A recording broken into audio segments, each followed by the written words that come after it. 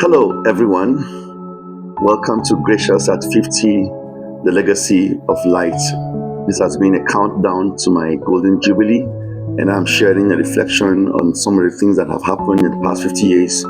And I hope that today it will be a blessing to you. So, today I celebrate a calling that demanded strength and tested my heart. I'm talking about leadership, the courage of leadership. Now, leadership is not a title. You must be clear about that. It is a responsibility, all right? It takes courage to lead with conviction, and also takes courage to lead with humility and vision. You must be a man of courage to be able to handle leadership. The Bible says in Joshua 1 verse 9, be strong and courageous, for the Lord your God will be with you wherever you go. You have to be a leader who gets to the point where he believes that, or he or she believes that God is with him or with her. When a man understands that, he's able to move on with precision and not get himself stuck in the line of leadership. Now, in these 50 years, I would say there were seasons when I was called to lead through storms, through silence, through sacrifices. And it didn't come easy, but because leadership wasn't always an easy feat, right? But it was always something that has to be done. And I'm grateful to God for the opportunities I had to provide leadership. And as a pastor, leadership is something I can spend the whole day talking about, because you find yourself leading in the midst of a people that sometimes you have to study to get to understand them and know how they think before you could be able to do or say some things that will make impact in their lives. So I've learned that courage in leadership means standing firm when others waver, when others are not seeing what you're seeing. You're able to work hard to convince them to see it. It also means choosing integrity when compromising seems to be an easier thing to take or an easier thing to do. And that's why many people today have compromised and are falling, because of the pressure that comes in the place of leadership. Leadership is important, and we saw in 1 Timothy 4 verse 12, Paul speaking to Timothy and asking him to set an example for the believers in speech, in conduct, in love, in faith, and in purity, because leadership demanded all of this. Timothy was a young leader who needed to be helped, who needed to be guided, and Paul had to give him that instruction to be able to help him realize where he ought to be.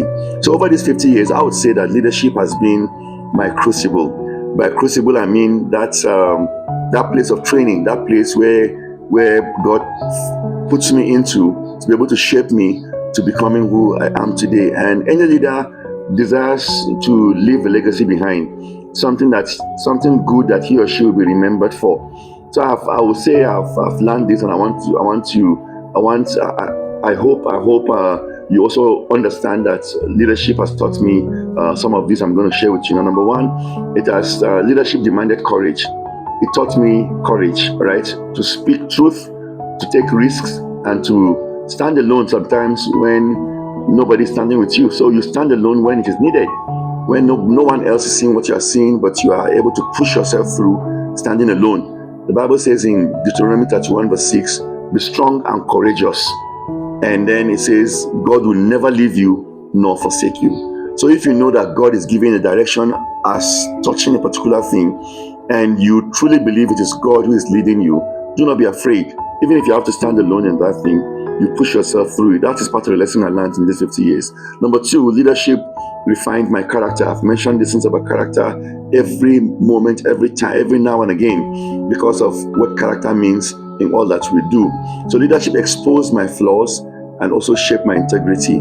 Yes, it showed me sometimes where I needed to improve upon, maybe because of the way I reacted or related with things, my response to certain things that sometimes I have to face as a leader. It sometimes brings you down to show you, how weak you are as a human being. So it strengthened my character, because when I realize such things, I try my best to see how I can work on it. Proverbs 11 verse 3, the Bible says the integrity of the upright guides them.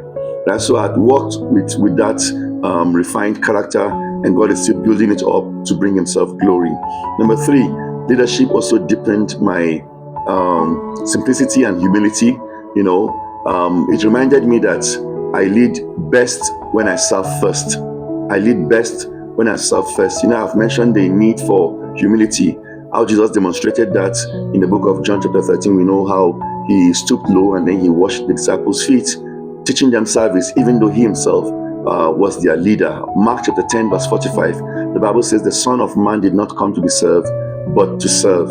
So leadership is service, and you can't serve if you have got no humility, if you are not humble enough to stoop low to give service as it were. Number 4, leadership strengthened my faith. Right? It taught me to depend on God, not the applause of men. So Psalm 27 verse 1, the Bible says, the Lord is my light and my salvation, whom shall I fear? Then lastly, leadership shaped my legacy. I won't fail to tell you that the courage I had in leadership shaped my legacy, because I wouldn't be remembered for my position. Yeah, I may have been a pastor, I may have held positions here and there in different places, denominationally, sometimes nationally, but I tell you, people will not remember you for your position, but for my posture. How did I present myself in that position, in that place of leadership? Titus 1 verse 7 says, since an overseer manages God's household, he must be blameless. So people will remember you not because you are an overseer, but as an overseer, what you did that touched their lives positively or negatively. So leadership didn't just elevate me, leadership tested me. And I'm grateful to God that I'm still being tested. And my strongest desire is that being tested, I will not fail the test. I'll stand the test of time, and God will be glorified in my life. So to lead courageously means to serve boldly.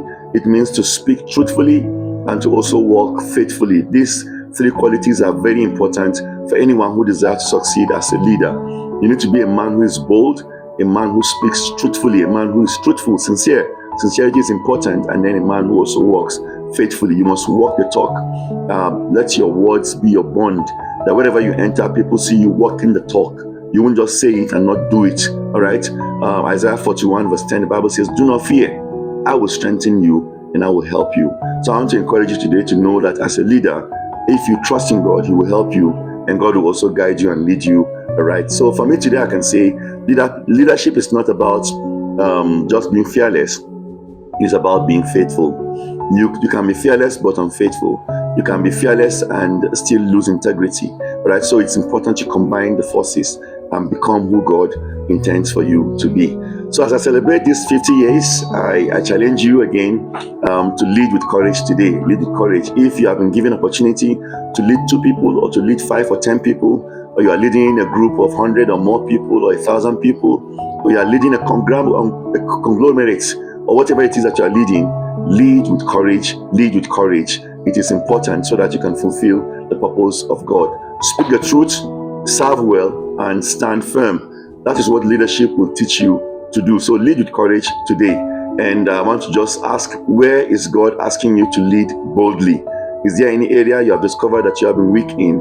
So where is God asking you to lead boldly? If you would just want to share with us or drop it in a comment, do it with hashtag #Gracious@50, hashtag courage of leadership, hashtag legacy begins. And don't forget to subscribe to my YouTube page, follow me on Facebook and other channels so that together we can build a community of people with legacy. God bless you once more. Thank you for joining me for this day 28, the courage of leadership. Tomorrow we'll continue with day 29, the beauty of kindness. Until then, please lead with courage, because leadership builds legacy. God bless you. Bye.